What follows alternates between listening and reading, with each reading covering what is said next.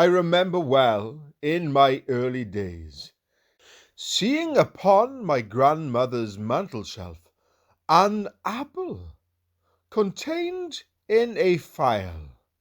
This was a great wonder to me, and I tried to investigate it. My question was, how came the apple to get inside so small a bottle? The apple was quite as big round as the phial. But what means was it placed within it? Though it was treason to touch the treasures of the mantelpiece, I took down the bottle, and convinced my youthful mind that the apple never passed through its neck, and, by means of an attempt to unscrew the bottom, I became equally certain that the apple did not enter from below. I held to the notion that by some occult means the bottle had been made in two pieces, and afterwards united in so careful a manner that no trace of the join remained. I was hardly satisfied with the theory, but as no philosopher was at hand to suggest any other hypothesis, I let the matter rest. One day, the next summer, I chanced to see upon a bough another phial, the first cousin of my old friend, within which was growing a little apple, which had been passed through the neck of the bottle while it was extremely small. Nature well known, no prodigies remain. The grand secret was out. I did not cry, Eureka, Eureka, but I might have done so if I had then been versed in the Greek tongue. The discovery of my juvenile days shall serve for an illustration at the present moment. Let us get the apples into the bottle while they are little, which, being translated, signifies, let us bring the young ones into the house of God by means of the Sabbath school, in the hope that in after days they will love the place where his honour dwelleth, and there seek and find eternal life. By our making the Sabbath dreary, many young minds may be prejudiced against religion. We would do the reverse. Sermons should not be so long and dull as to weary the young folk, or mischief will come of them, but with interesting preaching to secure attention, and loving teachers to press home the truth upon the youthful heart, we shall not have to complain of the next generation that they have forgotten their resting places. In this best parlour, grandfather would usually sit on Sunday mornings and prepare himself for preaching. I was put into the room with him that I might be quiet, and, as a rule, the Evangelical magazine was given me. This contained a portrait of a reverend divine, and one picture of a mission station. Grandfather often requested me to be quiet, and always gave as a reason that I had the magazine. I did not at the time perceive the full force of the argument to be derived from that fact, but no doubt my venerable relative knew more about the sedative effect of the magazine than I did. I cannot support his opinion from personal experience. Another means of stilling the child was much more effectual. I was warned that perhaps grandpa would not be able to preach if I distracted him, and then, then what would happen? If poor people did not learn the way to heaven?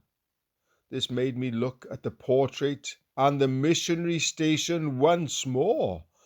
Little did I dream that some other child would one day see my face in that wonderful evangelical portrait gallery. When I was a very small boy, I was allowed to read the scriptures at family prayer. Once upon a time, when reading the passage in Revelation which mentions the bottomless pit, I paused and said, "Grandpa, what can this mean?" The answer was kind but unsatisfactory. "Pooh, child, go on." The child, however, intended to have an explanation, and therefore selected the same chapter morning after morning, and always halted at the same verse to repeat the inquiry, hoping that by repetition he would importune the good old gentleman into a reply.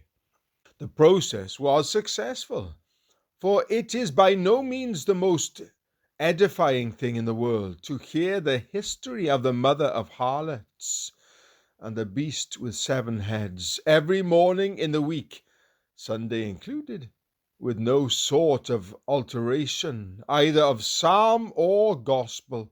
The venerable patriarch of the household therefore capitulated at discretion with, "Well, dear, what is it that puzzles you?"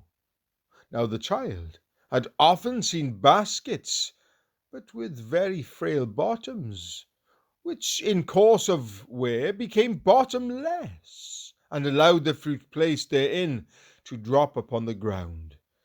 Here then was the puzzle.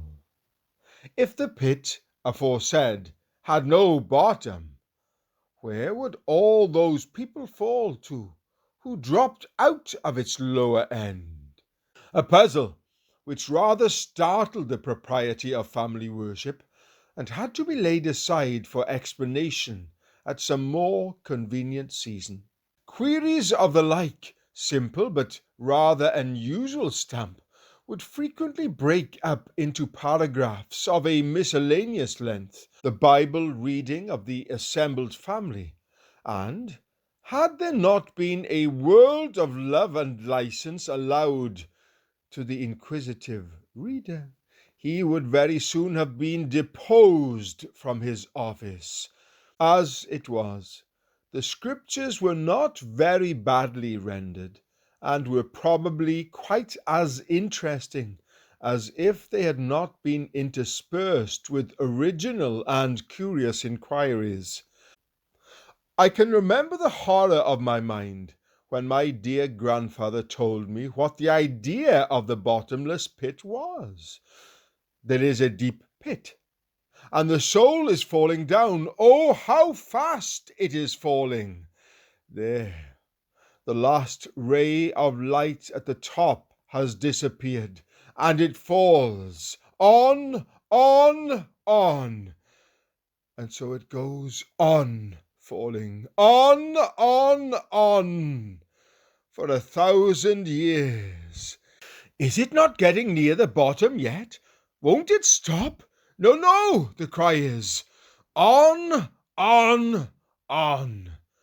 I have been falling 1,000,000 years. Am I not near the bottom yet? No, you are no nearer the bottom yet. It is the bottomless pit. It is on. And so the soul goes on, falling perpetually into a deeper depth still, falling forever into the bottomless pit. On, into the pit that has no bottom. Woe! Without termination, without hope of its coming to a conclusion.